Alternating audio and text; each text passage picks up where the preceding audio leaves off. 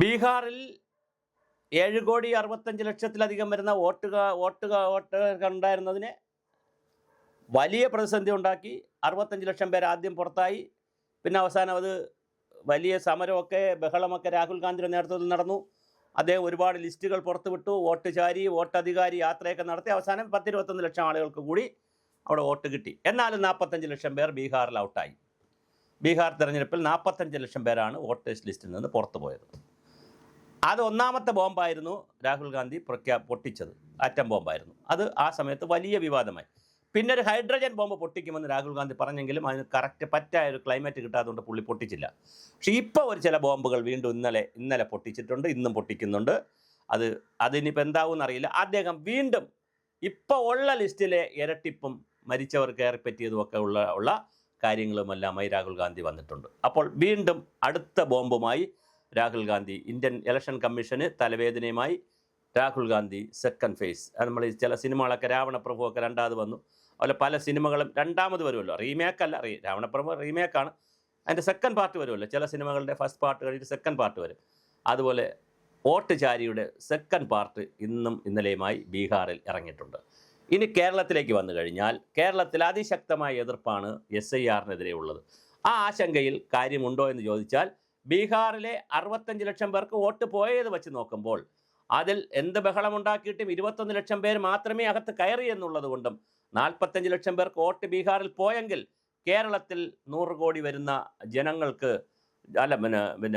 പിന്നെ 1 കോടി വരുന്ന വോട്ടർമാർക്ക് 3 കോടിയിൽ വരുന്ന ജനസംഖ്യയിൽ 1 കോടിയിലധികം വരുന്ന വോട്ടർമാർക്ക് എന്താണ് സംഭവിക്കുക? അവരിൽ ആരൊക്കെ പുറത്തു പോകും, ആരൊക്കെ അകത്ത് നിൽക്കും? ഈ പുറത്തു പോകുന്നതിൽ എന്തെങ്കിലും ജാതി, മത, വർഗ, വർണ്ണ പരിഗണനകൾ വരുമോ എന്നൊക്കെ ഉള്ളതാണ് ആശങ്ക. പിന്നൊരാശങ്ക, രാജീവ് ചന്ദ്രശേഖർ BJPയുടെ സംസ്ഥാന പ്രസിഡന്റ് ആൾറെഡി പറഞ്ഞു കഴിഞ്ഞു. 50 ലക്ഷത്തോളമെങ്കിലും വരും ഇവിടുത്തെ വ്യാജ ആധാറുമായി ഇവിടെ സംസ്ഥാനത്ത് താമസിക്കുന്നവർ. അപ്പോൾ അവരെ ഉൾപ്പെടുത്തുമോ, അവരെ എക്സ്ക്ലൂഡ് ചെയ്യുമോ, ഇൻക്ലൂഡ് ചെയ്യുമോ? അതൊരു വലിയ വിഷയമാണ്. അങ്ങനെയുള്ള ആളുകൾ ഇതിനകത്ത് കയറി പറ്റുമോ? അടുത്ത ചോദ്യം. ആസാമിൽ NRCക്ക് വേണ്ടി വോട്ടേഴ്സ് ലിസ്റ്റ് ഉപയോഗപ്പെടുത്തി എന്നൊരു പരാതിയുണ്ട്.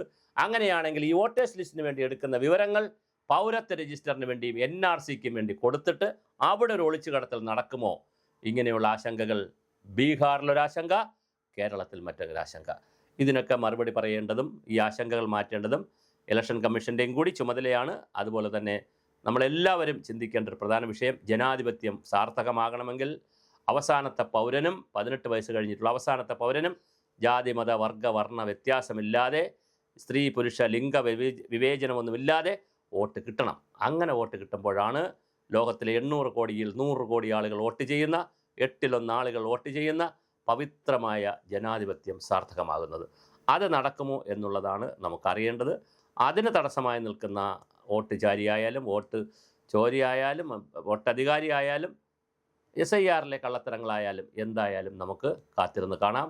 2002-ന് ശേഷം 23 വർഷങ്ങൾക്ക് ശേഷമാണ് SIR നടക്കുന്നത്. ഇപ്പോൾ 9ാമത്തെ തവണയാണ്. 8 തവണ നടന്നു കഴിഞ്ഞു. അതുകൊണ്ട് ഈ 9ാം തവണ ഇത് ഏറ്റവും പരിശുദ്ധമാകുമോ, വീണ്ടും കളങ്കിതമായ ലിസ്റ്റാകുമോ എന്നുള്ളത് കാത്തിരുന്ന് കാണാം.